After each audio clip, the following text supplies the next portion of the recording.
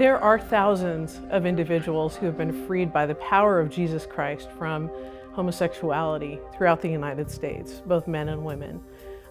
They have been either freed because of their relationship with Jesus and they've been discipled by the church. They have been freed through ministry with Restored Hope Network. And what we get the exciting job of doing is walking alongside of them as they are overcoming those struggles and working through all the relational issues that accompany it. But compassionately helping those who want out of the homosexual lifestyle has now been banned, especially for minors. That's happened in 17 states across the country and in several communities and counties in what is known as a conversion therapy ban. Activists are trying to get states or even counties to make it illegal for minors, so teenagers basically, to seek out therapy if they have unwanted homosexual attractions. If you're a teenager and you have homosexual attractions, even if you don't want those attractions, even if you want to pursue a different life for yourself, you're not allowed to seek therapy for that. They're trying to make it illegal. It's a tragic and unspeakable thing. What the activists have done is they have painted a completely inaccurate picture by saying that there's something called conversion therapy and it's dangerous. If the radical LGBTQ activists get their way, then would it be illegal for someone who lived as a homosexual or lesbian to even come to faith in Jesus Christ? What about all those who have changed out of the gay life, like Stephen Black of First Stone Ministries? I lived as a gay man in my most formative years of development from age 14 to 22. And then I met Jesus Christ in a very radical way in a little mobile home in Nakoma Park, Oklahoma, where these people were talking about Jesus in ways I had never heard.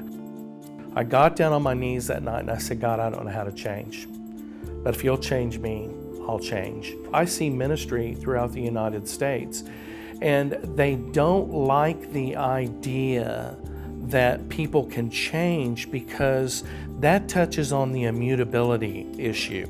The reality is that people are finding lasting freedom. What has been well publicized is that back in 2013, Exodus International of Orlando, a consortium of ex-gay ministries, imploded.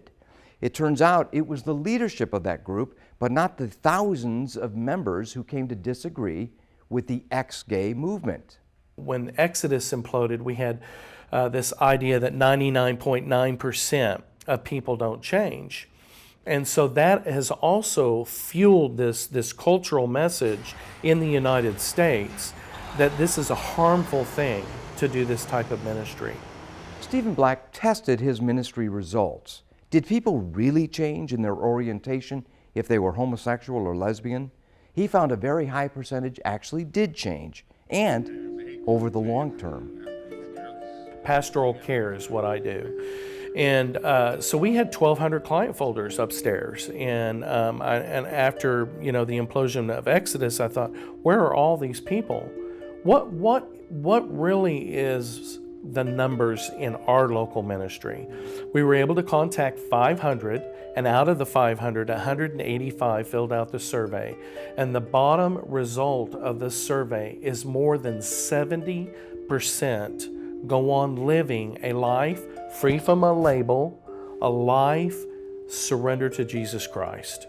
And so this idea of conversion or aversion, they'll also use this word, painting this picture that we're harming people is absolutely the antithesis of what we're about, the opposite. People don't want to even testify because of the backlash that comes. And so a lot of people, they'll go through our ministries and they do actually find lasting freedom. There's a lot of misperception, so it's important to note that a therapist cannot help someone who's been forced into therapy. Therapy is voluntary. The message that activists have spread, that people are born homosexual, that they can't change, that change is harmful, these are lies, and these lies hurt people that want help. They hurt people that don't want to be gay. They hurt people that are feeling self-hatred and feeling hopeless about their life situation.